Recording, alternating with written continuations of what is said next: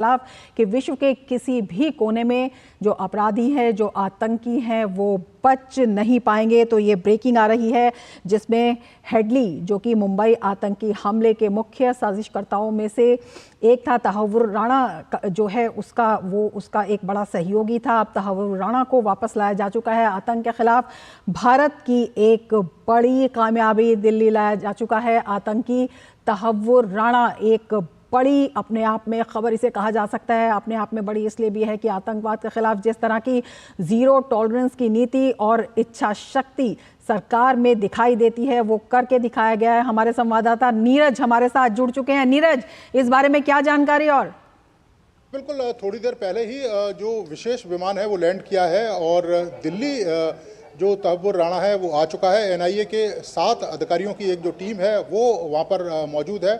सबसे पहले अब तहव्वुर राणा को हिरासत में लिया जाएगा और एनआईए सबसे पहले उसको गिरफ्तार करेगी। गिरफ्तार करने के बाद उसको एनआईए जो हेडक्वार्टर है वहाँ पर लाया जाएगा और वहाँ पर तहव्वुर राणा के लिए एक मेडिकल जो टीम है वो भी तैनात करके रखी हुई है। उसका मेडिकल किया जाएगा। मेडिकल करने के बाद उसका जो इंट्रोगेशन है, उसके साथ जो पूछताछ का जो सिलसिला है वो शुरू होगा। और चूँकि 24 घंटे के अंदर तहव्वुर राणा को कोर्ट के सामने भी पेश करना है, तो उसके बाद जो एनआईए की जो टीम है वो कोर्ट में पेश करेगी। और ये अभी हालांकि नहीं पता है क्या फिजिकली तहव्वुर राणा को पेश किया जाएगा या वीडियो कॉन्फ्रेंसिंग के माध्यम से जज के सामने तहव्वुर राणा को पेश किया जाएगा। लेकिन एनआईए की माने तो जब जज के सामने तहव्वुर राणा को वीडियो कॉन्फ्रेंसिंग या फिजिकली पेश किया जाएगा तो रिमांड पर एनआईए की टीम लेगी तहव्वुर राणा को, क्योंकि एनआईए ने इस मामले में 2009 में एफआईआर दर्ज की थी। 2011 में एनआईए ने चार्जशीट इसमें फाइल की थी और जिसमें तहव्वुर राणा साजिशकर्ता के रूप में एनआईए की चार्जशीट में शामिल है। तो निश्चित तौर पर एनआईए चाहेगी उससे पूछताछ करने के लिए। जो हमें जानकारी मिली है, एनआईए की एक स्पेशल टीम बनाई गई है तहव्वुर राणा से पूछताछ करने के लिए और ये वो टीम है जो खासतौर से आतंकवादियों को जब पकड़ती है या आतंकवादी मामलों को इन्वेस्टिगेट करती है तो उसमें जो सवाल जवाब है वो ये एक्सपर्ट टीम है वही करती है। तो उसी टीम को यहाँ पर लगाया गया है। उसमें आईजी भी हैं, डीआईजी भी हैं, उस रैंक के जो अधिकारी हैं उस इन्वेस्टिगेशन की टीम का हिस्सा हैं। और निश्चित तौर पर कई सारे सवाल हैं, उसकी जो लिस्ट है वो भी एनआईए ने तैयार कर रखी है कि किन किन सवालों के जवाब तहव्वुर राणा से लेने हैं।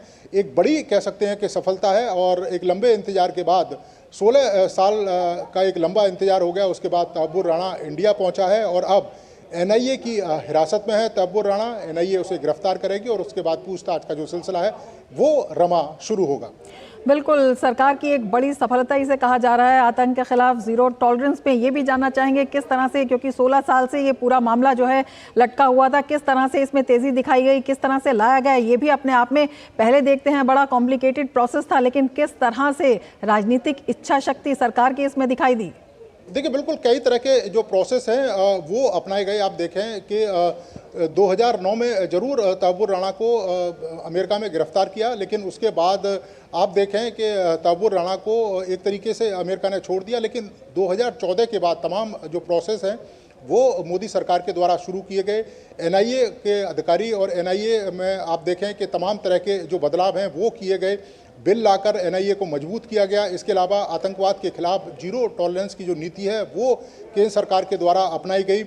जो राजनयिक संपर्क हैं वो तेज किए गए। एनआईए की टीम लगातार तमाम तरह के जो कागजात और जो एविडेंस है उसको लेकर अमेरिकी कोर्ट में गई। वहाँ पर एक लंबी जो लड़ाई है वो लड़ी गई और धीरे धीरे अमेरिका ने भी स्वीकार किया कि आतंकवाद का कोई रूप नहीं हो सकता और तहव्वुर राणा भारत के अंदर आतंकवाद की एक महत्वपूर्ण कड़ी है।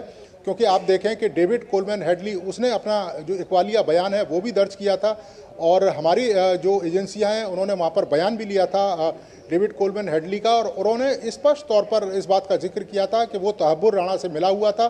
तहव्वुर राणा की जो इमिग्रेशन कंसल्टेंसी जो कंपनी है उसके मार्फत वो मुंबई पहुंचा था। मुंबई में उसने कई जगह की रेकी करी और तहव्वुर राणा लगातार जो लश्कर ए तोयबा के जो आतंकवादी हैं, इसके अलावा आईएसआई है, उसके साथ संपर्क में था।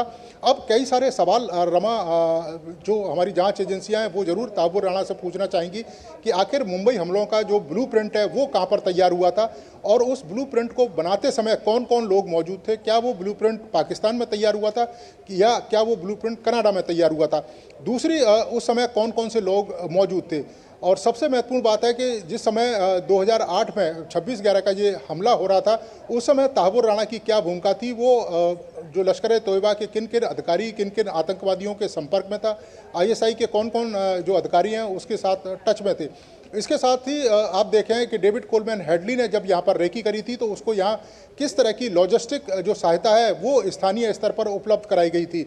इसके साथ साथ ही आप देखें कि क्या जो डेविड कोलमैन हेडली है उसके अलावा भी कोई और दूसरा व्यक्ति इस रेकी में शामिल था, क्योंकि कई सारे सवाल अभी भी नहीं मिल पाए, क्योंकि पर्दे के पीछे किन लोगों ने इसमें भूमिका निभाई।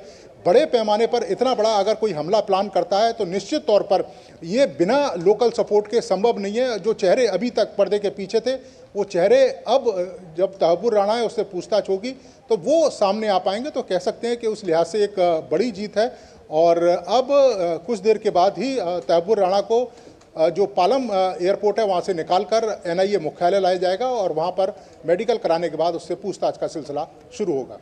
बिल्कुल, हमारे संवाददाता विशाल बैरिस्टो भी इस वक्त हमारे साथ जुड़े हुए हैं। विशाल, आपसे जानना चाहेंगे सरकार की कितनी बड़ी डिप्लोमेटिक जीत, जिस तरह से 2018 में तहव्वुर राणा के प्रत्यर्पण की मांग की गई थी और अमेरिका पर जिस तरह से डिप्लोमेटिक बातचीत हुई, दबाव बनाया गया, और उसके बाद क्योंकि इतना आसान नहीं था ये प्रत्यर्पण और वापस लाना, बीच में कई पेच थे।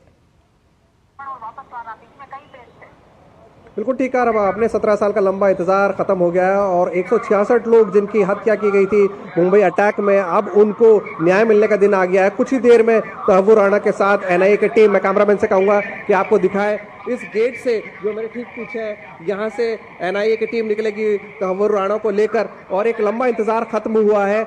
हम सुबह से कह रहे थे कि 6 बजे बाद लैंड हो सकता है हवाई जहाज, और अब लैंड हो चुका है। 6:20 पर ये हवाई जहाज लैंड हुआ है। यहाँ पर स्पेशल टीम NIA की स्पेशल फ्लाइट के साथ यहाँ पर लेकर आई है तहव्वुर राणा को, और यहाँ आने के बाद उनको NIA लेकर जाएगी अपने साथ। और सबसे पहले उनकी कस्टडी की डिमांड की जाएगी कि कस्टडी में ही इन्वेस्टिगेशन होगा। ना सिर्फ NIA इन्वेस्टिगेट करेगी बल्कि रॉ और IB के अलावा CBI भी इस मामले की जांच करेगी। तो ये एक लंबा वक्त होगा हमारी इन्वेस्टिगेटिंग एजेंसीज के पास कि उनके पास एक ऐसा हथियार लग गया है जिसके जरिए वो पाकिस्तान को उन्हीं के हथियार से बेनकाब करेंगे। हम जानते हैं किस तरह से ISI और पाकिस्तान के आर्मी ऑफिसर्स इस पूरे मामले को हैंडल कर रहे थे। तो तहव्वुर राणा का यहाँ आना, प्रत्यार्पण होना एक बहुत बड़ी जीत है, डिप्लोमेटिक विक्ट्री है भारत के लिए। रमा, बिल्कुल विशाल, आपसे ये भी समझना चाहेंगे क्योंकि आप वहां पर मौजूद हैं, वहां पर किस तरह का इंतजाम है, किस तरह की सुरक्षा है और क्या कुछ आप देख पा रहे हैं, क्या कुछ हमारे दर्शकों को बताना चाहेंगे? देखिए रमा, आज सुबह से ही दिल्ली पुलिस की जो टीम्स हैं वो यहाँ पर मुस्तैद हो गई थी और पूरे एरिया पर वो नजरें बनाई हुई थी, पूरे एरिया को वो मैन कर रही थी। वो दिल्ली पुलिस की टीम के साथ जो SWAT है, special weapon and technical force, जो कमांडो फोर्स है, उनका कमांडो यूनिट है जो स्पेशल एंटी टेररिज्म के लिए काम में लाते हैं, वो भी यहाँ पर मौजूद है। तो एक बुलेट प्रूफ व्हीकल के अंदर NIA की टीम यहाँ से तहव्वुर राणा को लेकर निकलेगी और चप्पे चप्पे पर इस बात की नज़र बनाए हुए खुफिया एजेंसीज और दिल्ली पुलिस की सुरक्षा में कोई चूक ना हो। सबसे पहले मेडिकल मुआयना किया जाएगा तहव्वुर राणा का और उसके बाद कस्टडी की डिमांड की जाएगी। कस्टडी बहुत इंपॉर्टेंट है।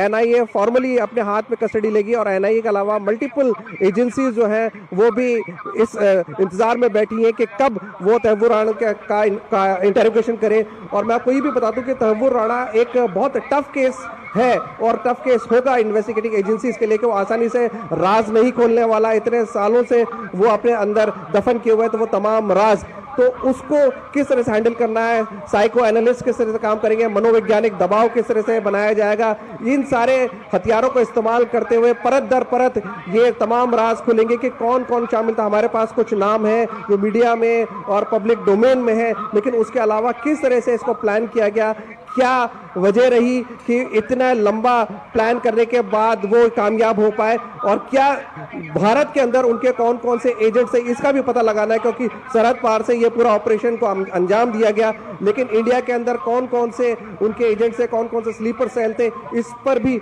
इन्वेस्टिगेटिंग एजेंसीज की नजर है और ये इंटरोगेशन में सामने आएगा। बिल्कुल, आप हमारे साथ बने रहिए। नीरज हमारे साथ मौजूद है। नीरज, जिस तरह से विशाल ने बताया कि कई तरह की जो पूछताछ है वो अब उसका सिलसिला शुरू होगा, कस्टडी से लेके साइको एनालिसिस टेस्ट से लेके, यही प्रक्रिया आपसे समझ चाहेंगे कि इस तरह के जो मामले होते हैं उसमें किस तरह से ये पूरी प्रक्रिया अपनाई जाती है, किस तरह की जो सावधानी है वो बरती जाती है, और इस पूरे मामले में अगली प्रक्रिया क्या होगी?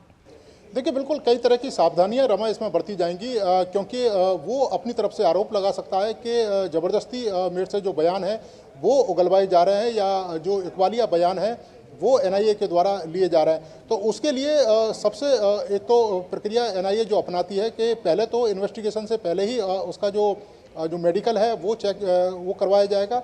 उसके बाद उससे जो पूछताछ है उसका सिलसिला शुरू होगा। पूछताछ पूरी जो पूछताछ है वीडियो रिकॉर्डिंग उसकी होगी, ताकि एनआईए के पास साक्ष्य रहे कि तहव्वुर राणा ने जिन जिन सवालों के जवाब दिए हैं वो कोर्ट में एविडेंस के तौर पर पेश किए जा सके, और जिसमें कोर्ट को ये बताया जा सके कि बिना किसी दबाव के और बिना किसी प्रताड़ना के तहव्वुर राणा से एनआईए ने जो बयान है वो इसमें दर्ज किए, तो उसका बाकायदा रिकॉर्ड रहता है। इसके साथ साथ ही विशाल ने ठीक कहा कि कई तरह के जो टफ जो सवाल जवाब हैं वो उससे होंगे, इतनी आसानी से वो उगलेगा नहीं अपने राज्यों को। लेकिन हमारे जो जवान हैं और इसके अलावा जो इन्वेस्टिगेशन एजेंसीज़ हैं उनके पास इस तरह के एक्सपर्ट भी मौजूद हैं जो इस तरह के जो सवाल जवाब हैं उसमें अपनी एक्सपर्टीज़ रखते हैं, और निश्चित तौर पर उसके लिए एनआईए ने एक टीम भी तैयार की है। और जैसा कि मैं जिक्र भी कर रहा था कि ये वो टीम है जो खास तौर से आतंकवादियों से पूछताछ करती है, क्योंकि उनको भी मालूम है कि आतंकवादी कितनी जो शक्ति है उनसे पूछताछ करने के लिए, और वो बता नहीं पाते हैं, तमाम सवालों के जवाब एनआईए को दे नहीं पाते हैं। सुधाकर इस समय हमारे साथ हैं, और ये एक बड़ी लंबी रमा लड़ाई लड़ी गई थी, और आज हम कह सकते हैं कि मुंबई में 26/11 जो हमला हुआ था, जिसमें जो लोग शहीद हुए थे, जो लोग हताहत हुए थे, जो लोग घायल हुए थे, उनको एक बड़ी राहत जरूर मिली होगी तहव्वुर राणा ने जब तहव्वुर राणा भारत में लाया गया। हालांकि जो असली राहत है तब मिलेगी जब इसको सजा दिलाई जाएगी, जो हमारी एजेंसियां हैं इसके लिए लगातार कोशिशें कर रही हैं। सुधाकर, आप अगर देखें 2008 में ये हमला हुआ, 2008 से 2014 का एक लंबा अरसा रहा, उसके बाद 2014 के बाद ये लड़ाई लड़ी गई, आखिरकार तहव्वुर राणा यहाँ पहुँच पाया। किस तरीके से इस बदलाव को देखते हैं? कितना मुश्किल था, कितना आसान था, और क्या क्या इसके लिए एफर्ट किए गए थे राज्य सरकार के स्तर पर, केंद्र सरकार के स्तर पर? नीरज, मैं पहले आपको जानकारी देना चाहूँ, क्योंकि आपने ये ब्रेकिंग न्यूज़ दी है और आप लगातार लाइव पर खड़े हैं। एनआईए की तरफ से ऑफिशियल जानकारी भी आ गई है, आपके मोबाइल में भी पहुंच गई होगी, और एनआईए ने जो सक्सेसफुली एक्स्ट्राडिशन करा लिया है तहव्वुर राणा का, ये सीधी जानकारी एनआईए ने दी है। और एनआईए ने साफ तौर पर कहा है कि इस पर कई एजेंसियों के तालमेल की वजह से यह संभव हो पाया। साल 2023 में, मई 2023 में ही जो एक्स्ट्राडिशन के लिए कैलिफोर्निया की कोर्ट ने जो अनुमति दे दी थी, उसके बाद कई लिटिगेशंस तहव्वुर राणा की तरफ से किए गए थे, लेकिन उसमें उसको सफलता नहीं मिली। और उसके बाद डिपार्टमेंट ऑफ जस्टिस जो यूएसए का है, यूएसए के स्काई मार्शल का सहयोग मिला, और ये जो पूरा जो प्रोसेस ये आप पढ़ेंगे क्या, एनआईए ने क्या रिलीज दिया है इस पर, आप बता पाएंगे क्या बोला है एनआईए ने? जी बिल्कुल, देखिए मैं आपको एक बार अक्षरशः पढ़ के सुनाना चाहता हूँ। NIA secure successful extradition of 26/11 Mumbai terror attack mastermind Tawur Rana. On 10th April, the National Investigation Agency on Thursday successfully secured the extradition of Tawur Hussain Rana, the mastermind of 26/11 deadly Mumbai terror attack. तो इसको mastermind कहा जा रहा है. After years of sustained and concerted efforts to bring the key conspirator behind the 2008 mayhem to justice, Rana was being held in judicial custody in the US pursuant to proceedings initiated under the India-US extradition treaty for his extradition. The extradition finally came through after Rana exhausted all legal avenues to stay the move. आपको याद होगा Neeraj, extradition इसको एक तरह से रिहाई मिल गई थी बीमारी के चलते डेनमार्क के केस में इसके दोषी होने के बावजूद, लेकिन बावजूद उसके फिर ये एक्स्ट्राडिशन का रिक्वेस्ट इंडिया की तरफ से गया, उसके बाद दोबारा उसको अरेस्ट किया गया था, उसके बाद उसी मामले में फिर इसका एक्स्ट्राडिशन हुआ है। इसमें आगे एनआईए ने यह भी लिखा है कि the district court for the central district of California had ordered his extradition on 16th May 2023. Rana then filed multiple litigation in the 9th Circuit Court of Appeals, all of which were rejected. बहुत सारे उसने बहुत बहाने बनाए, बीमारी का बहाना बनाया, फैमिली का, भारतीय जेलों का बहाना बनाया, लेकिन वहाँ के कोर्ट ने किसी ने नहीं माना और फाइनली यूएस के सुप्रीम कोर्ट ने उन बहानों को रिजेक्ट किया with the active assistance of, एक तरह से एक्नॉलेज किया है यूएसए के कॉपरेशन को, US department of justice, the US sky marshal, NIA work closely with other Indian intelligence agencies, NSG का भी नाम लिया है, national security guard, through the entire extradition process, which also saw India's external affairs ministry and ministry of home affairs coordinating with relevant authorities। मुझे हमको पता है कि कई रास्तों में रिफ्यूलिंग की ज़रूरत होगी, तो वर्ल्ड वाइड एक बहुत बड़ा ऑपरेशन आप कह सकते हैं, एक बहुत बड़े आतंकी को लाने में और सक्सेसफुली उसको और सीधे तौर पर चाहे एलईटी हो, चाहे हरकतुल जिहाद इस्लामी हो, हुजी का एक ये पूरा प्लानिंग था और निश्चित तौर पर अब ये कोशिश होगी कि जो 166 लोगों की मौत हुई थी, जो 300 से भी ज़्यादा लोग घायल हुए थे, उनको हिसाब दिलाया जाए, उन सब का हिसाब तहव्वुर राना से लिया जाए। नीरज देखिए बिल्कुल, और इसमें दूसरी सबसे बड़ी बात है कि आप देखें कि जब 26/11 का मुंबई हमला हुआ था, जिसमें अमेरिकी नागरिक भी मरे थे, इजराइल के नागरिक भी मरे थे, और भारत कहीं ना कहीं एक तरीके से पूरी दुनिया को ये बताने में सफल भी रहा था कि जो आतंकवाद है वो गुड और बैड नहीं है, आतंकवाद आतंकवाद है और उससे पूरी दुनिया प्रभावित है। आप देखें कि किस तरीके से अमेरिका के अंदर भी आतंकी हमला हुआ था, आप देखें यूरोपियन कंट्रीज़ में जिस तरीके से आतंकी हमला हुआ था, भारत में लगातार आतंकवादी हमले के जो दंश है भारत लंबे समय से झेलता रहा है। लेकिन आप देखें कि 2014 के बाद जिस तरह की नीतियां अपनाई गई, जिस तरह की रणनीतियां बनाई गई, चाहे हमारी सुरक्षा एजेंसियां, उनको धारदार किया गया, उनको अधिकार दिए गए और जो डिप्लोमेटिक स्तर पर जो संबंध हैं उनको भी और जिसमें तेजी लाई गई, ताकि इस तरह के जो तमाम अपराधी हैं, केवल मामला तहव्वुर राणा का नहीं है, आप देखें कि और देश के अलग अलग हिस्सों से अपराध करके दुनिया के अलग अलग हिस्सों में बैठे हुए जो अपराधी हैं उनको भी लाने की जो प्रक्रिया है वो काफ़ी तेज हो रही है और धीरे धीरे करके उन अपराधियों को भी भारत के अंदर लाया जा रहा है। तो ये एक बड़ी जीत है, हमारी कूटनीतिक सफलता की जीत है, हमारी एजेंसियों की मेहनत की जीत है। लगातार कई साल तक हमारी जो एजेंसियां हैं वहाँ की अदालतों में एक एक जो सबूत है वो पेश करती रही। तहव्वुर राणा की तरफ से तमाम दलीलें दी गई थी, तमाम याचिकाएं लगाई गई थी, वो उसने सीधा सीधा कहा था कि उसका सीधा इन्वॉल्वमेंट नहीं है, अपनी बीमारी का कई बार बहाना दिया, भारतीय जेल की जो दशा है उसके बारे में कई बार उसने जिक्र किया, यहाँ तक कि उसने कहा कि वो पाकिस्तानी मूल का है और मेरे साथ जो भेदभाव है वो हो सकता है। लेकिन भारत ने लगातार ये बताया कि किस तरीके से अजमल कसाब को एक लंबी प्रक्रिया का सामना करना पड़ा, तमाम सबूतों को उसके सामने रखा गया, तमाम इकबालिया जो बयान है वो उसके दर्ज किए गए, उसके बाद ही उसे सजा दी गई।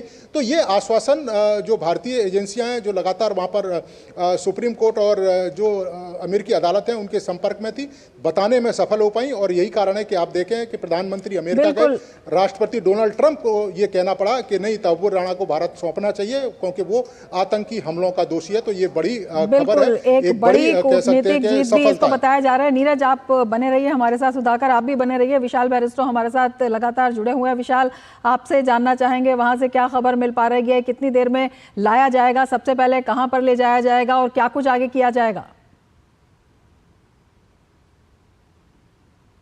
प्लेन लैंड हो चुका है। तहव्वुर राणा का जो पेपर वर्क है सबसे पहले एनआईए ऑफिशियली अपने कस्टडी में उसको लेगी और जैसे कि अनाउंस हो चुका है एनआईए ने अपना प्रेस नोट जारी भी कर दिया है और इसके बाद उसको ले जाया जाएगा और कोर्ट के अंदर जाके एनआईए सबसे पहले अपनी कस्टडी की बात करेगा कि we want formal custody because custody is very much important for interrogation.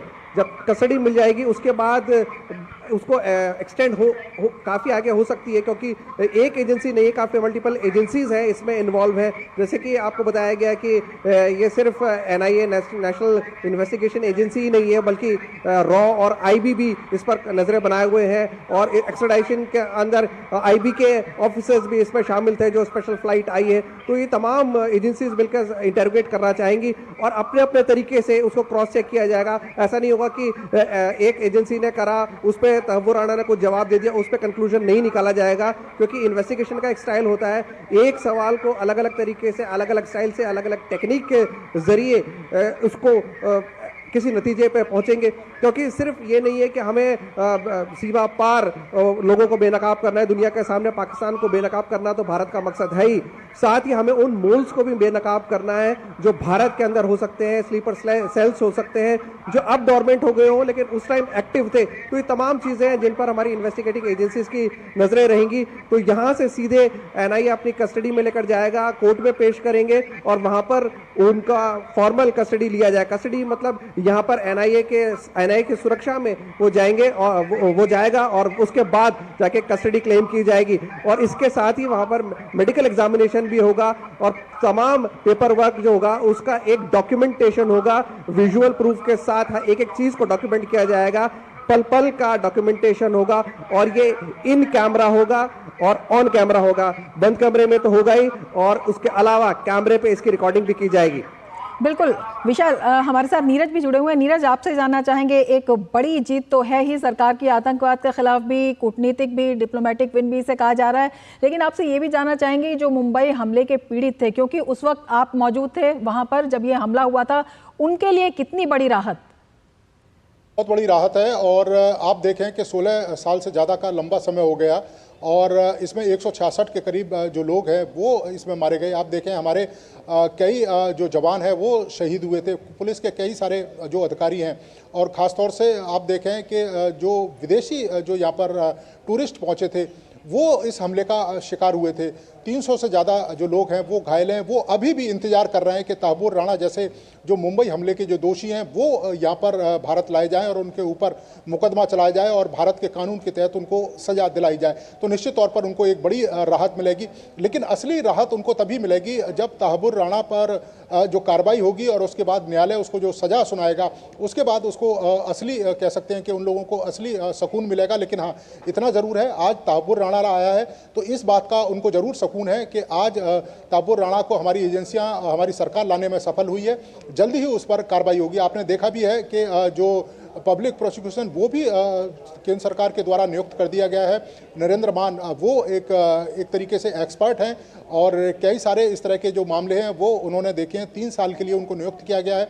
3 साल में कोशिश यही होगी केंद्र सरकार की और इसके अलावा हमारी जांच एजेंसियों की कि तहव्वुर राणा के खिलाफ जो पुख्ता सबूत हैं, जो डोजियर इन्होंने अलग अलग जो देश के लोगों को सौंपा था कि किस किस तरीके से इसका इन्वॉल्वमेंट रहा है, जो सबूत यहाँ पर भारतीय सीमा के अंदर जो सबूत मौजूद हैं, इसके अलावा डेविड कोलमैन हेडली के द्वारा जो इकबालिया बयान दिया गया है, वो तमाम सबूत न्यायालय में रखे जाएंगे और उम्मीद यही की जा रही है कि 3 साल के अंदर इस पर कार्रवाई पूरी होगी और अदालत के द्वारा तहव्वुर राणा को सजा सुनाई जाएगी। तो एक बड़ी राहत है उन लोगों को, खासतौर से जो मुंबई के लोग हैं, मुंबई कर लोग हैं, जो आज भी इस बात के इंतजार में थे कि तहव्वुर राणा भारत लाया जाए और भारत के कानून के तहत उस पर कार्रवाई हो और उसे सजा सुनाई जाए। लेकिन असली राहत उसे उन लोगों को उस दिन मिलेगा जिस दिन इस तहव्वुर राणा को अदालत के द्वारा सजा सुनाई जाएगी। बिल्कुल, इसके लिए भी पूरा प्रोसेस ये चलेगा। एक सवाल मैं सुधाकर से भी करना चाहूंगी। नीरज, सुधाकर से पूछिए इस बारे में कि किस तरह से 2014 के बाद इस पूरे मामले में सरकार एकदम एक्टिव मोड में आ गई और क्या बात थी कि 2014 से पहले जो ये मामला था बहुत ही धीमी गति से चल रहा था? देखिए सुधाकर, 2014 से अगर हम पहले इस मामले को देखें और 2014 के बाद को देखें तो 2014 के बाद जो तेज़ी लाई गई, आखिर उसका क्या कारण था? क्योंकि आप देखें कि सरकारें पहले भी रही हैं। 2008 में हमला हुआ और 2014 तक हमको उतनी बड़ी सफलता नहीं मिल पाई, लेकिन 2014 के बाद इनमें तेज़ी लाई गई। देखिए, निश्चित तौर पर अगर कहें तो ये अंतर जो है लीडरशिप का अंतर है, ये अंतर एक स्ट्रांग रिजॉल्व का है, ये अंतर एक अपनी जांच एजेंसियों को, अपनी सुरक्षा एजेंसियों को स्वतंत्रता से काम करने देने के लिए निर्देश देने का है, ये अंतर एक तरह से एक दूरदर्शी सोच का है, ये अंतर पूरे विश्व में आतंक के खिलाफ एक गोलबंदी करने का, आतंक के खिलाफ एक लड़ाई मुहिम छेड़ने का है। तो निश्चित तौर पर एक बहुत बड़ा अंतर है। हमने 2014 के बाद इस पूरे घटनाक्रम को ही देखें तो प्रधानमंत्री मोदी की एक स्पष्ट लीडरशिप, एक स्ट्रांग रिजॉल्व इसमें दिखता है। हम जानते हैं, आपने जिक्र किया नीरज की फरवरी में जब पीएम मोदी अमेरिका गए थे और किस तरह डोनाल्ड ट्रंप ने इस बात की चर्चा की थी। ये सस्टेन्ड एफर्ट, लगातार एनआईए की टीम अपनी लीगल टीम के साथ लगी रही, यूएस कोर्ट में इस बात को साबित किया कि ये हमारा अपराधी है, भारत का अपराधी है, इसको भारत को सौंपा जाना चाहिए। उन्होंने स्पष्ट भी किया था, प्रधानमंत्री जिस समय मुख्यमंत्री थे, उन्होंने स्पष्ट भी किया था कि आतंक आतंकवाद के खिलाफ किसी तरह की ढिलाई नहीं बरती जानी चाहिए और जो 26/11 के दोषी हैं उनके खिलाफ सख्त से सख्त कार्रवाई की जानी चाहिए। यानी जब वो मुख्यमंत्री थे उसी समय रूपरेखा थी कि अगर उनको मौका मिलेगा तो इस तरह की कार्रवाई की जाएगी ताकि भविष्य में इस तरह की घटनाएं ना हो। बिल्कुल सही कहा आपने नीरज। और उस वक्त वो वक्त था और देश में आप सब जगह सीरियल ब्लास्ट देख रहे थे, कोई भी शहर अछूता नहीं था। बनारस का संकट मोचन हो या फिर मुंबई का जो सीरियल ट्रेन ब्लास्ट हो, दिल्ली हो, बेंगलोर हो, हैदराबाद हो, जयपुर हो, अहमदाबाद हो, खासतौर से टूरिस्ट प्लेसेस, हमारे कमर्शियल प्लेसेस, उनको निशाना बनाया जा रहा था और कोई अपराधी शिकंजे में नहीं आ रहा था। तो एक स्ट्रॉन्ग रिजॉल्व की जो ज़रूरत थी साल 2014 के बाद दिखी। और देखिए आप देश के मेन लाइन में कोई बड़ी आतंकी घटना, कोई सीरियल ब्लास्ट की घटना नहीं हुआ। आप लगातार बता भी रहे हैं कि जम्मू कश्मीर में आज किस तरह से अमन चैन का माहौल है। तो एक चेंज दिखता है। NIA एक्ट हो, UAPA एक्ट हो, किस तरह से मजबूत बनाया गया। आज इंडिविजुअल टेररिस्ट को डेजिग्नेट किया जा सकता और उसका फ़ायदा बाहर के कोर्ट्स में जाकर मिलता है। आज हमारी जांच एजेंसी विदेशों में जाकर जांच कर सकती है। ये सब तमाम कवायद मोदी सरकार के कार्यकाल में हुई है। और कल ही देखिए NIA ने जो प्रेस रिलीज जारी की है, जिस कोऑर्डिनेशन की बात करें, नीरज आप उस मीटिंग को कवर कर रहे थे, कैसे एस जयशंकर विदेश मंत्री और NSA उन्होंने ब्रीफिंग ली गृह मंत्री अमित शाह से। तो ये पूरा एक फ्लॉलेस कोऑर्डिनेशन जो हुआ है और एक स्वतंत्रता अगर आप जांच एजेंसियों को देते हैं, सुरक्षा एजेंसियों को देते हैं, तो इस तरह के परिणाम आपको सामने मिलते हैं। बिल्कुल बिना किसी पॉलिटिकल प्रेशर के अगर आप जांच एजेंसियों को स्वतंत्र छोड़ते हैं, जांच एजेंसियों पर भरोसा दिलाते हैं, जांच एजेंसियों पर भरोसा व्यक्त करते हैं, तो इसी तरह के जो परिणाम है वो निकल कर सामने आते हैं। तो एक बड़ी सफलता हमारी जांच एजेंसियों की रमा। बिल्कुल, एक उम्मीद ये भी बनती है कि प्रत्यर्पण के लिए और भी जो बड़े नाम हैं वो भी अब हकीकत में तब्दील होंगे और उनको भी वापस लाया जाएगा। नीरज में कि भारत ने जो तहव्वुर राणा है उसको वापस प्रत्यर्पण करने के लिए कितनी मेहनत करी है। हमारी जांच एजेंसियों ने तमाम एक एक सबूत को इकट्ठा करके उस सबूत को विदेशी अदालतों में पेश किया है, अमेरिकी अदालतों में उन तमाम तथ्यों को रखा है। ये बताया है कि तहव्वुर राणा कितना दोषी है, तहव्वुर राणा की भूमिका कितनी महत्वपूर्ण है। मुख्य साजिशकर्ता के तौर पर तहव्वुर राणा को NIA ने बताया है। तो निश्चित तौर पर हमारे जो देश के अंदर जो अपराध करके दुनिया के अलग अलग मुल्कों में जो लोग अभी भी बसे हुए हैं या जो लोग अभी भी छुपे हुए हैं, उनके खिलाफ भी सख्त कार्रवाई होगी। और केंद्र सरकार का ये स्पष्ट कहना है, मोदी सरकार का ये स्पष्ट कहना है कि अपराधियों के खिलाफ, आतंकवादियों के खिलाफ जीरो टॉलरेंस की नीति है। उनके खिलाफ किसी भी तरह की जो हम ये कहें कि किसी भी तरह की नरमी या किसी भी तरह की रियायत वो नहीं बरती जाएगी और उनके खिलाफ सख्त से सख्त कार्रवाई की जाएगी, चाहे हमारे आर्थिक अपराधी हों या दूसरे क्राइम करके देश के अलग अलग हिस्सों से भागे। और आप देखें कि पिछले 10 सालों में लगातार सिलसिला चल रहा है, कई सारे अपराधियों को लाया गया। इंटरपोल के माध्यम से कई सारे अपराधियों के ऊपर जो रेड कॉर्नर नोटिस था, CBI के मार्फत उनको दिल्ली के अंदर लाया गया, देश के अलग अलग हिस्सों में लाया गया और ये सिलसिला लगातार जारी है। और आने वाले समय में ऐसे तमाम अपराधी भी जल्द भारत की सीमा में पहुंचेंगे और भारतीय कानून का सामना उनको करना होगा। बिल्कुल, विशाल भी हमारे साथ मौजूद है। विशाल, आपसे ये जानना चाहेंगे, एक बड़ा ही कड़ा और सटीक संदेश है कि अपराधी विश्व के चाहे किसी भी कोने में हो उसे बख्शा नहीं जाएगा और इसमें जो कूटनीतिक बढ़त है भारत की, उसकी धमक जो है पूरे विश्व में अब दिखाई दे रही है। कहा रमा आपने, और आपको याद होगा कि जब इंडिया ने होस्ट किया था G20 तब भी एक बड़ा मुद्दा टेररिज्म बड़ा मुद्दा बन के सामने आया था और इंडिया ने बहुत साफ तौर पे कहा था, प्रधानमंत्री नरेंद्र मोदी ने साफ तौर पे कहा था कि let's stand United against state sponsored terrorism, और पूरी दुनिया ने उसका सपोर्ट किया था। और हम जानते हैं कि ना सिर्फ ग्लोबल साउथ बल्कि अमेरिका जैसे देश उसमें G20 में शामिल हैं और सबने एक आवाज़ में कहा था कि आतंकवाद का किस तरह से मुकाबला करना चाहिए। चूँकि भारत ग्लोबल साउथ को लीड कर रहा है, इसलिए ये ज़रूरी भी था कि भारत ये करके दिखाए दुनिया को, खासतौर से ग्लोबल साउथ को, विकासशील देशों का नेतृत्व कर रहा है भारत, कि हम अपने देश के अंदर जो भी मुद्दे हैं, आतंकवादी जो घटनाएं हैं, उनको हम सुलझाने में सक्षम है। और इसके लिए ना सिर्फ हम ये कहेंगे कि ना सिर्फ हमारी इन्वेस्टिगेटिंग एजेंसीज को खुली छूट दी गई जैसे कि सुधाकर कह रहे थे, बल्कि उनका हौसला अफजाई भी की गई। ये ज़रूर है कि थोड़ा वक्त लगा, लेकिन इसके साथ साथ डिप्लोमेटिक लाइन भी चालू रखी गई और दोनों तरफ से दबाव बनाया गया, डिप्लोमेटिकली, पॉलिटिकली भी। और हमारी इन्वेस्टिगेटिंग एजेंसीज लगातार दुनिया के अलग अलग मुल्कों में जाकर सबूत इकट्ठा करते रहे, क्योंकि ये भारत के लिए एक नाक का सवाल हो गया था और आज हम खुश हैं और पूरा देश खुश है और ख़ास तौर से हम फ़ख्र के साथ कह सकते हैं कि आज हमने एक लंबे इंतज़ार को ख़त्म किया। 17 साल का लंबा इंतज़ार आज ख़त्म हो गया। ना सिर्फ 166 लोगों की मौत का बदला लेने का वक्त आया है बल्कि उनके परिवारों को भी न्याय दिलाने का मौका आया है। और इसके साथ ही मुंबई हमले के अटैक के अंदर जो हमारे मुंबई पुलिस के जवान और अफसरान ने इसमें शहादत दी, उनके परिवारों के लिए भी आज एक बहुत खुशी का दिन होगा कि जो लोग हमारे लिए, हमारी सुरक्षा के लिए खड़े रहते हैं, हमारी सरकार उनके साथ है और उनके साथ रहकर वो तमाम जो गुनहगार हैं भारत के, उनको सजा दिलाने में सक्षम भी है और कामयाब भी होगी। बिल्कुल विशाल, आपसे ये भी जानना चाहेंगे कि तमाम तरह के खुलासे होने वाले हैं, पाकिस्तान किस तरह से बेनकाब होगा?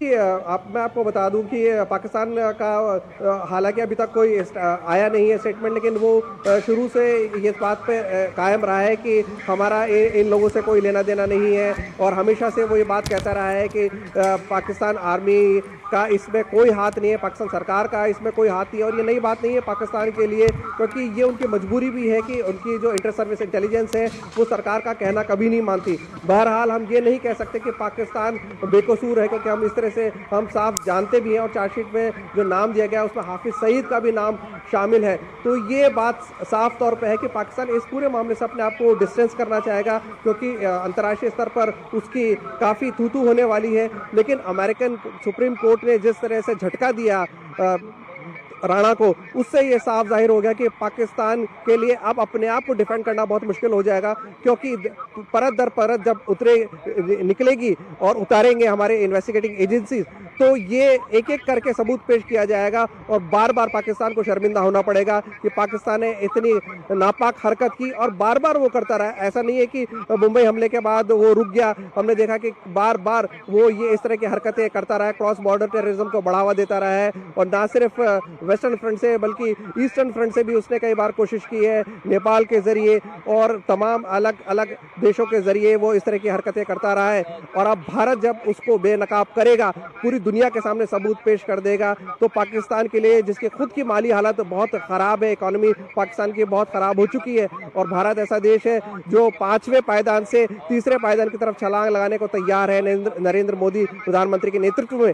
ऐसे में पाकिस्तान के लिए बहुत मुश्किल हो जाएगा, क्योंकि पूरी एक हम सब जानते हैं कि दुनिया उगते हुए सूरज को सलाम करती है। आज भारत का सूरज चढ़ रहा है, पाकिस्तान का सूरज ढल रहा है, तो दुनिया भारत के साथ खड़ी हुई है। और यही वजह है कि अमेरिका ने भी भारत का साथ देना मुनासिब समझा, जबकि पाकिस्तान यूएसए का एक लॉन्ग स्टैंडिंग अलाय रहा है। हमारे साथ इस वक्त जुड़ रहे हैं, उनको हम बता दें कि इस वक्त की ये बड़ी खबर है, आतंकी थाउर राणा को लेकर विमान दिल्ली एयरपोर्ट पहुंच चुका है। हमारे संवाददाता नीरज हमारे साथ जुड़ रहे हैं। नीरज, जो दर्शक हमारे साथ इस वक्त जुड़े हुए हैं उनके लिए बताइए क्या कुछ अपडेट है अभी?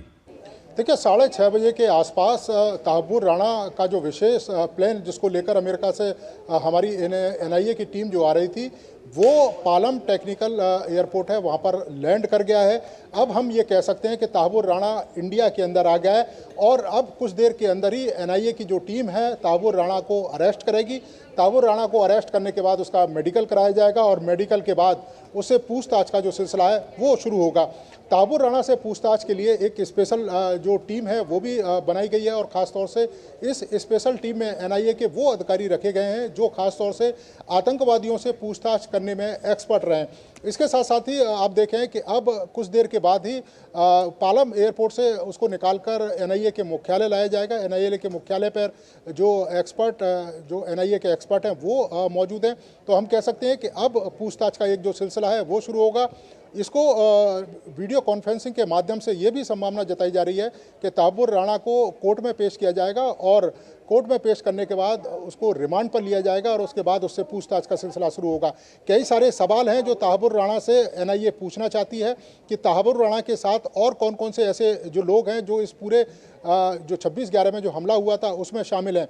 डेविड कोलमैन हेडली को किस तरह से सहायता की जा रही थी, क्योंकि कंसल्टेंसी जो एजेंसी इसकी तहव्वुर राणा की थी, जो खासतौर से इमिग्रेशन कंसल्टेंसी एजेंसी थी, क्या उसको खड़ा करने में लश्कर तैयबा का कोई हाथ था? क्योंकि आप देखें कि पहले इसकी कनाडा में शुरुआत हुई, उसके बाद मुंबई इसका अमेरिका में ऑफिस खुला, अमेरिका में ऑफिस खुलने के बाद फिर मुंबई में ऑफिस खुला, और उसी कंसल्टेंसी जो फर्म है उसके कागजातों के आधार पर डेविड कोलमैन हेडली है उसको मुंबई भेजा गया। मुंबई में अलग अलग जगह रेकी गई। जिस समय डेविड कोलमैन हेडली यहाँ पर पहुंचा था, उसने किन किन लोगों से मुलाकात की? क्या उन लोगों को 26/11 के हमले की जानकारी थी? इस तरह के जो सवाल हैं वो तहव्वुर राणा से एनआईए की टीम पहुंचेगी। इसके अलावा हमलों का ब्लूप्रिंट कहां पर तैयार हुआ था? जिस समय ब्लूप्रिंट तैयार किया गया था, वहां पर कौन कौन से आतंकवादी, आईएस के कौन कौन से जो अधिकारी हैं वो वहां पर मौजूद थे? क्या पाकिस्तानी सेना का कोई अधिकारी था? अच्छा, जब 26/11 का हमला हो रहा था उस समय तहव्वुर राणा क्या कर रहा था? किन आतंकवादियों के साथ उसकी बातचीत चल रही थी? डेविड कोलमैन हेडली से किस तरह की बातें हो रही थी? क्योंकि डेविड कोलमैन हेडली की अगर हम बात करें तो उसकी वाइफ के द्वारा बधाई तक दी गई थी इस 26/11 हमले की। तो एक बड़ी साजिश थी, और इस बड़ी साजिश में लोकल स्तर पर किस तरीके से उनको सपोर्ट किया गया था, या अभी भी कई सारे चेहरे ऐसे होंगे जिन्होंने लोकल स्तर पर सपोर्ट किया होगा इन आतंकवादियों का, और जो अभी पर्दे के पीछे हैं और पर्दे के सामने नहीं आ पाए, तो उन लोगों को पर्दे के सामने लाना, क्योंकि वो भारत के गुनाहगार हैं, वो उन 166 लोगों के गुनाहगार हैं जो अभी भी अपने लिए इंतजार कर रहे हैं इंसाफ का। लेकिन एक सुकून जरूर मिला है कि तहव्वुर राणा लंबे इंतजार के बाद भारत पहुंचा है, लेकिन असली राहत मिलेगी जब तहव्वुर राणा को सजा सुनाई जाएगी। ठीक है, नीरज आपके साथ सुधाकर जुड़े हुए हैं। सुधाकर से हम बातचीत करेंगे, क्योंकि सरकार ने जो मशक्कत की है तहव्वुर राणा को भारत लाने में, ये काफ़ी महत्वपूर्ण है, और किस तरह से जो अमेरिका और भारत के बीच में प्रत्यर्पण संधि हुई थी वो कितनी कारगर यहाँ पर रही है, इस बारे में अभी सुधाकर से हम बातचीत करेंगे। लेकिन पहले हम विशाल के पास चलेंगे। विशाल, क्या कुछ हलचलें रहीं वहाँ पर, थोड़ा हमारे दर्शकों को बताइए, क्योंकि इतने मोस्ट वांटेड आतंकी को जब भारत लाया गया है तो हमारे दर्शक जानना चाहेंगे कि किस तरह की व्यवस्था थी, कैसे उसको भारत लाया गया, क्या कुछ हुआ वहां पर।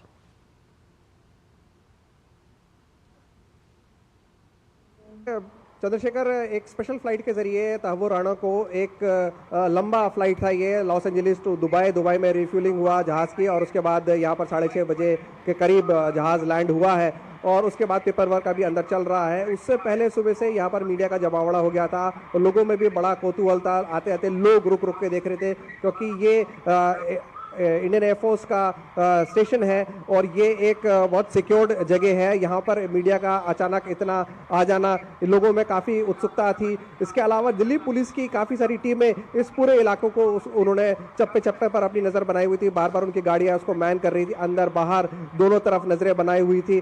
और अब जबकि हवाई जहाज़ लैंड हो चुका है, तो पेपर वर्क के बाद एनआईए अपने साथ तहव्वुर राणा को लेकर पहले कोर्ट जाएगा, और वहां पर उसकी कस्टडी को क्लेम करेगा, और उसके बाद फिर future course of investigation start होगा। लेकिन हम बात कर रहे हैं, आपने अभी सुधाकर से आप पूछेंगे भारत और अमेरिका के जो एक्सट्रेडिशन ट्रीटी है उसके बारे में, लेकिन हम एक एंगल और इस पर मैं बात करना चाहूँगा चंद्रशेखर, कि जो ये अटैक हुआ इसके अंदर जूविश जो रिलीजियस प्लेसेस थे, खासतौर से सिनागॉग्स जहाँ पर वो आराधना करते हैं, पुष्कर में भी उसकी रेकी की गई, बैत खवात पुष्कर के अंदर है, और तहव्वुर राणा ने वहां पर भी जाकर उसकी रेकी की थी। तो ये जो इन्वेस्टिगेशन चलेगा, हो सकता है कि इसके अंदर इंडियन इन्वेस्टिगेटिंग एजेंसीज इजराइल के साथ भी अपने कुछ इंटरेस्टिंग एलिमेंट्स को शेयर करें, और इजराइल भी इसमें बड़ा इंटरेस्ट लेना चाहेगा, क्योंकि इस पूरे मामले में यहूदी भी निशाने पर थे। तो एक तरह से भारत के साथ इजराइल है, अमेरिका है, और तमाम वो देश जो मजहब के नाम पर आतंकवाद का शिकार हुए हैं, और खासतौर से स्टेट स्पॉन्सर्ड टेररिज्म का शिकार हुए हैं, वो भारत के साथ एक पंक्ति में खड़े हुए नजर आएंगे। चंद्रशेखर, बिल्कुल विशाल, हमारे साथ बने रहिए। सुधाकर दास हमारे साथ जुड़े हुए हैं। सुधाकर, लंबे समय से इस मामले को ट्रैक करते रहे हैं। सुधाकर, हम आपसे जानना चाहेंगे कि भारत सरकार ने, ठीक है सुधाकर, अभी आपसे हम बातचीत करेंगे। विशाल हमारे साथ जुड़े हुए हैं। विशाल, आपसे ये भी जानना चाहेंगे कि भारत सरकार के लिए कितनी बड़ी सफलता है ये? इसको भारत सरकार के अगर प्रयासों की बात की जाए तो बहुत महत्वपूर्ण एक तरह से बीते 10 सालों में रहे आतंक के खिलाफ लड़ाई की बात की जाए तो पीएम मोदी के नेतृत्व में हम जानते हैं कि पहले दिन से ही उन्होंने इस बात को साफ कर दिया था कि आतंक के खिलाफ जीरो टॉलरेंस की नीति होगी।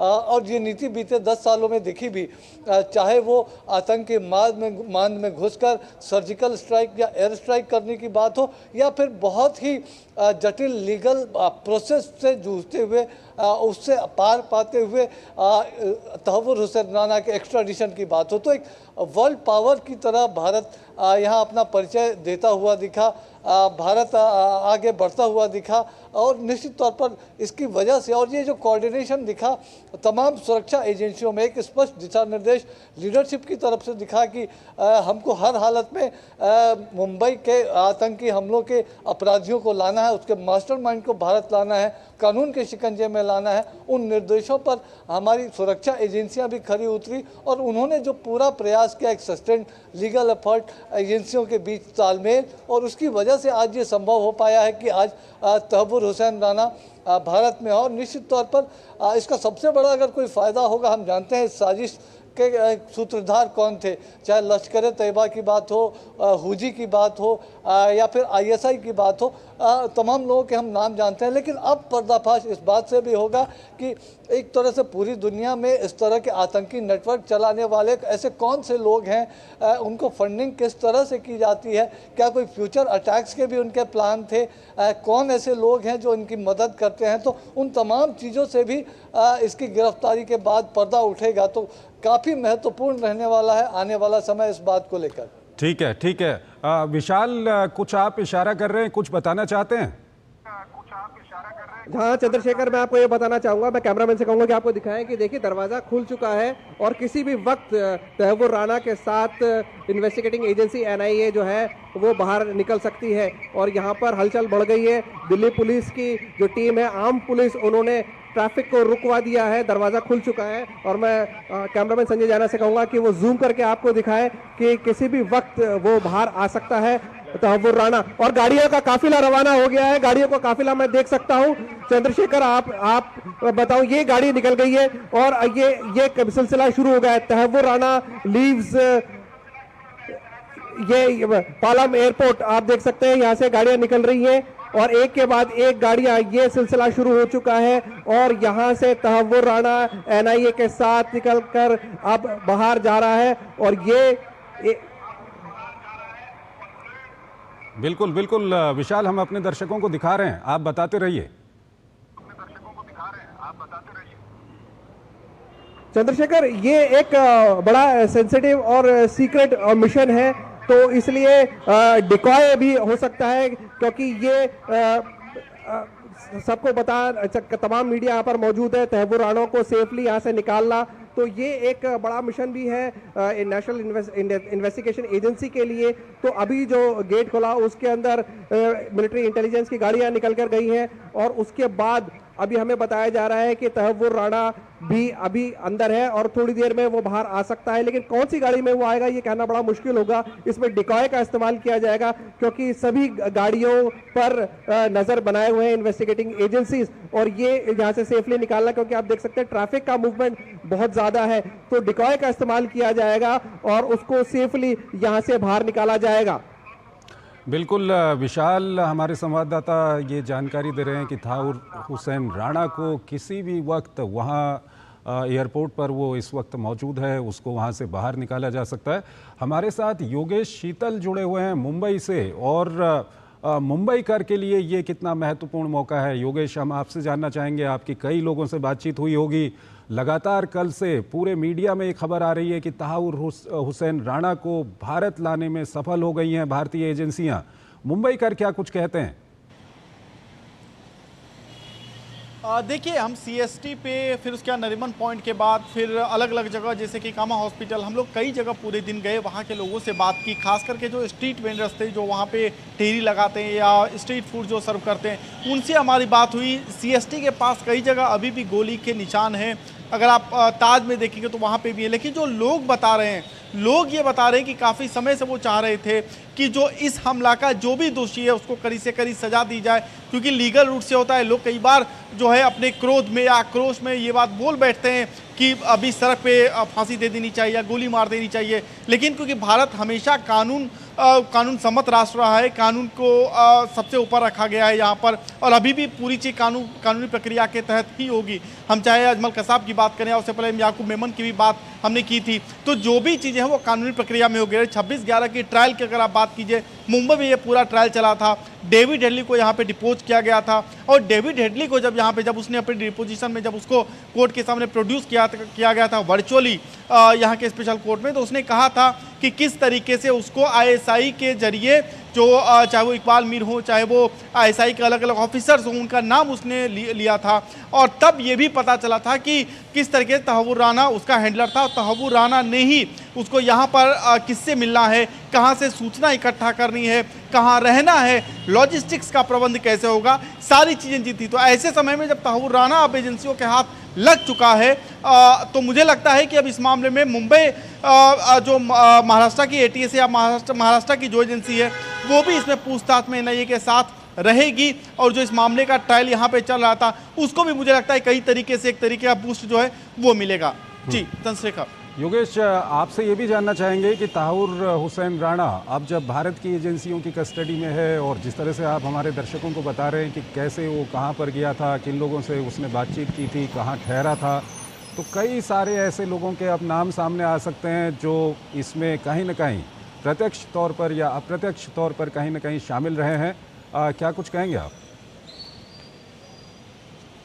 देखिए, जितने बड़े लेवल का वो आतंकवादी हमला था, एक दो आदमी के कोऑर्डिनेशन से संभव नहीं था, क्योंकि अगर आप डेविड हेडली के डिपोजिशन को देखिए तो उसने भी कहा था कि सिद्धि विनायक को भी टारगेट किया जाना था, लेकिन क्योंकि वहां पे सुरक्षा के चाक चौबंद इंतजाम थे इसलिए उस प्लान को एबॉर्ट कर दिया गया।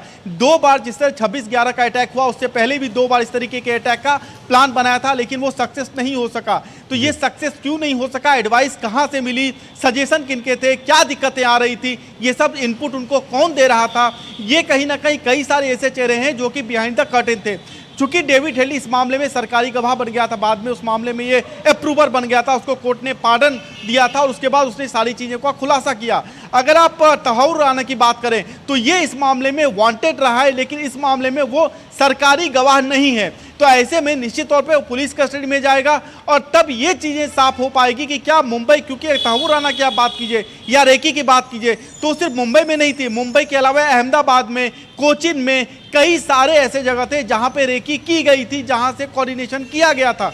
तो ये जो पूरा केस है सिर्फ मुंबई से सीमित नहीं रहेगा, बियॉन्ड द बॉर्डर जाएगा, ये मुंबई से बाहर जाएगा और कई सारे जो अलग अलग राज्य की अलग अलग एजेंसियां होती है, महाराष्ट्र का ATS है, गुजरात का ATS है, कई अलग अलग स्टेट की अपनी एजेंसीज होती है। एक काफ़ी कॉम्प्रिहेंसिव कोऑर्डिनेटेड एफर्ट, जिसको सोफिस्टिकेटेड आप कह सकते हैं, उसके जरिए ही चीज़ें सामने आएगी। और जैसा कि हमारे साथी दिल्ली से, चाहे वो नीरज हो चाहे वो विशाल हो, वो जो बता रहे हैं कि जो पूरा क्वेश्चन, जिस तरीके से मैंने नीरज की वहाँ से रिपोर्टिंग देख रहा था मैं, क्यों NIA का प्रॉपर एक जो क्वेश्चनिंग होता है टेररिस्ट के साथ, उसकी जो टीम होती है वो क्वेश्चनर के साथ तैयार है। तो हाई लेवल की ये पूरा मैटर जो है वो काफ़ी हाई लेवल है, क्योंकि ये चीज़ें देश के अंदर नहीं है, फॉरेन रिलेशन इससे इम्पैक्ट करता है। कई सारे ट्रीटीज हैं उसका वायलेशन हो सकता है इसमें, हो चाहे भारत पाकिस्तान से हो या फिर अन्य देशों, चूंकि इसमें मल्टी कंट्रीज इन्वॉल्वमेंट है। कनाडियन सिटीजन है, अगर आप डेविड हेडली की बात कीजिए, पाकिस्तान ओरिजिनेट भले ही था, पाकिस्तान का ओरिजिन भले ही था, लेकिन वो भी US का था। तो हो सकता है कि आने वाले समय कई और नाम इस मामले में सामने आए। और मुझे लगता है कि जो एजेंसी है, खास करके क्रॉस बॉर्डर टेररिज्म को लेकर जो सरकार का प्रयास रहा है, उसको एक तो डिप्लोमेटिक विन है ही, साथ में जो इंटरोगेशन धीरे धीरे बढ़ेगा, कई सारी तह इस मामले में खुलेंगी। जी बिल्कुल। PK मिश्रा हमारे साथ जुड़ रहे हैं, सुरक्षा मामलों के जानकार हैं, उनसे हम बातचीत करेंगे। मिश्रा जी, सबसे पहले तो आपसे यही जानना चाहेंगे कि अभी की इस वक्त की ये बड़ी खबर है, तहव्वुर राणा को दिल्ली ले आया गया है अमेरिका से, क्या कुछ आपकी पहली प्रतिक्रिया? बिल्कुल, मैं क्लियरली बताना चाहता हूँ Chandrashekhar ji, Tahawwur Rana he was directly involve. जो 2008 का इंसिडेंट हुआ था जिसमें 166 इंडियंस निहत हुए थे, तो इसमें उसका डायरेक्ट इन्वॉल्वमेंट था। और ये मैं क्लियरली बताना चाहता हूं कि अभी जो स्पोक्समैन बता रहे थे कि ये सिर्फ इस देश में प्लानिंग नहीं हुआ, सिर्फ कनाडा में प्लानिंग नहीं हुआ, यूएस में प्लानिंग नहीं हुआ, पाकिस्तान में प्लानिंग नहीं हुआ, ये काफी जगह इसका प्लानिंग हुआ है। इसमें जो प्लानिंग में इसमें जो अभी जो 4 बड़े बड़े अधिकारी एनआईए का उसको क्वेश्चनिंग करेंगे, इंटरोगेशन करेंगे। इसमें मैं बताना चाहता हूं कि 2008 में जब ये इंसिडेंट हुआ था तब सिर्फ जारदारी जी नहीं है, इसमें नाम आएगा जनरल कैन, इसमें नाम आएगा जनरल पासा जो आईएसआई के चीफ थे, इसमें नाम आएगा साजिद माजिद के, इसमें नाम आएगा मेजर इकबाल के, इसमें नाम आएगा अब्दुल रहमान जो रिटायर्ड आईएसआई का ऑफिसर से। एक काफी सीनियर ऑफिसर्स पाकिस्तान आर्मी के और आईएसआई के काफी पॉलिटिकल लीडर्स इंक्लूडिंग लश्कर तोयबा, जमातुल दावा और जैश मोहम्मद, इनका चीफ का भी नाम आएगा जो इसका प्लानिंग में शामिल है।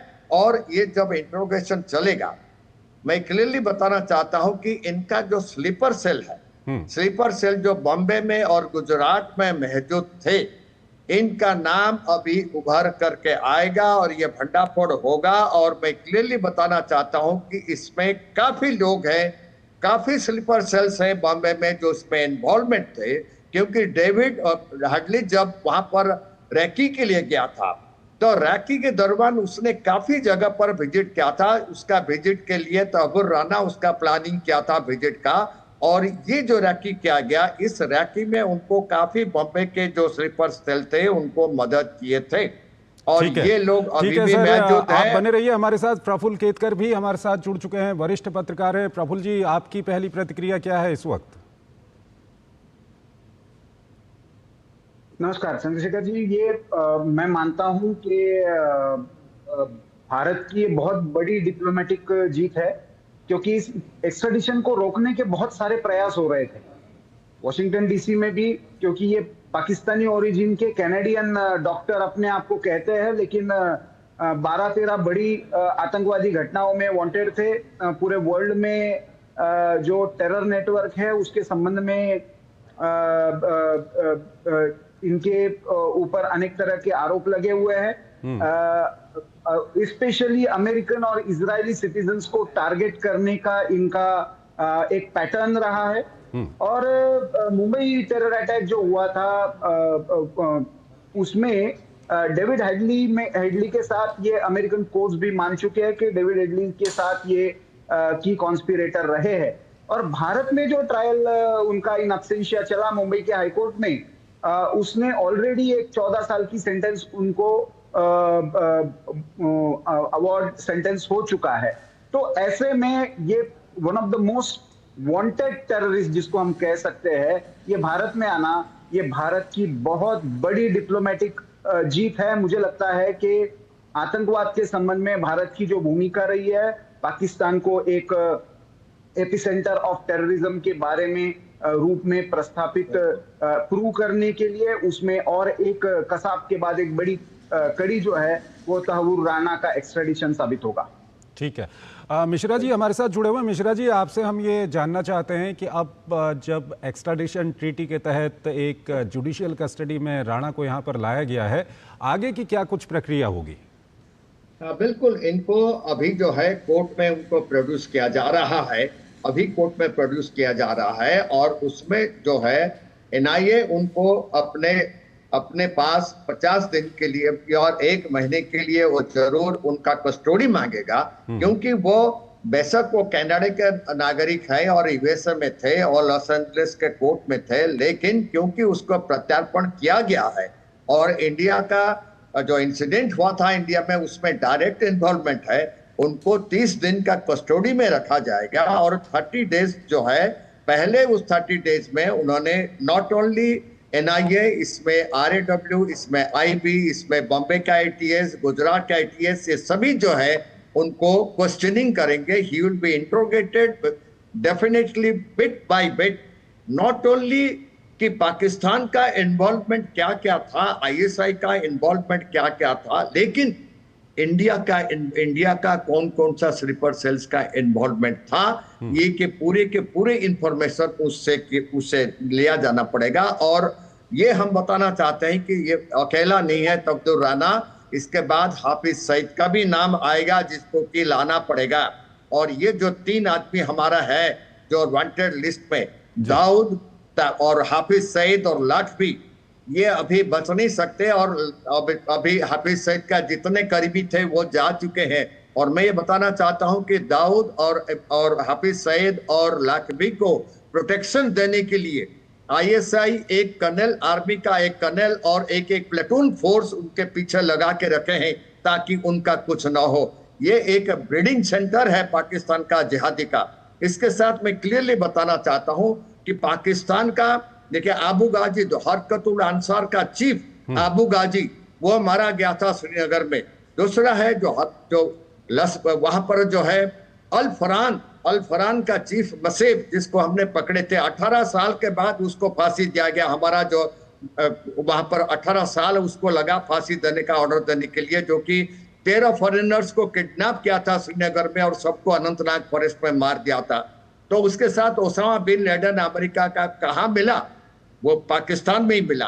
अब ये जो प्लानिंग जो हुआ था, हाउ जनरल पासा has plan, how ISI has plan, how general कानी हैज प्लान, और ये बिल्कुल कहीं ना कहीं पाकिस्तान का जो आतंक है उसकी कलई यहाँ पर खुलेगी। हमारे साथ विशाल बैरिस्टो यहाँ पर मौजूद हैं पालम एयरपोर्ट पे, जहाँ पर थाउर राणा को लाया गया है। विशाल, अभी क्या कुछ अपडेट है आपके पास?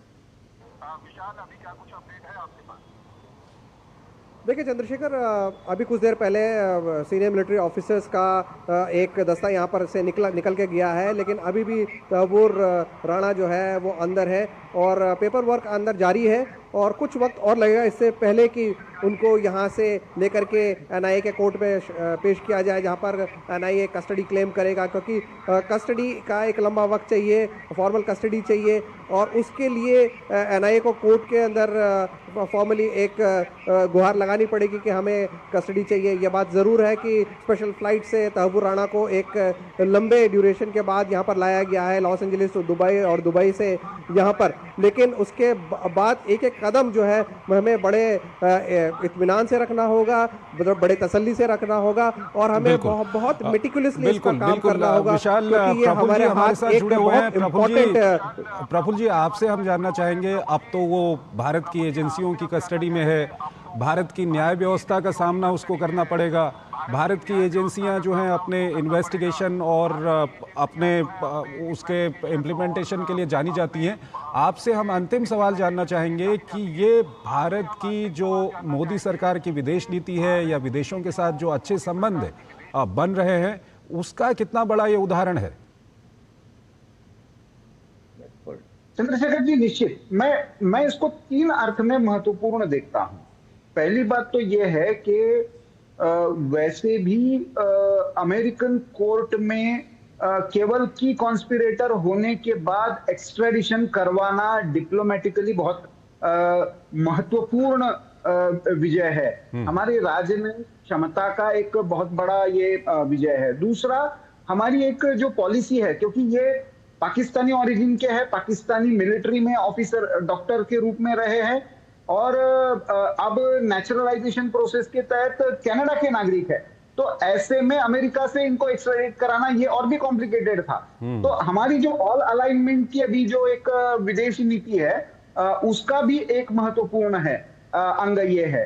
तीसरा, मैं देखता हूं थोड़ा सा डोमेस्टिक इसके आधार पर भी ये महत्वपूर्ण है इस सरकार की जो नीति रही, पाकिस्तान को अंतर्राष्ट्रीय मंचों पर अलग थलग करना। और एक जो प्रयास हुआ था, जैसे कि अभी वक्फ बिल पर जो पार्लियामेंट में चर्चा हुई थी, उस समय भी गृह मंत्री अमित शाह ने इसके बारे में एक तरीके से इशारा किया था कि ठीक है। प्रफुल्ल जी, दरअसल हमारा वक्त इस कार्यक्रम का यहीं पर खत्म हो गया है। प्रफुल्ल जी, आपको रोकना चाहूंगा मैं। प्रफुल्ल जी, मिश्रा जी, विशाल, सुधाकर, आप लोगों का बहुत बहुत धन्यवाद।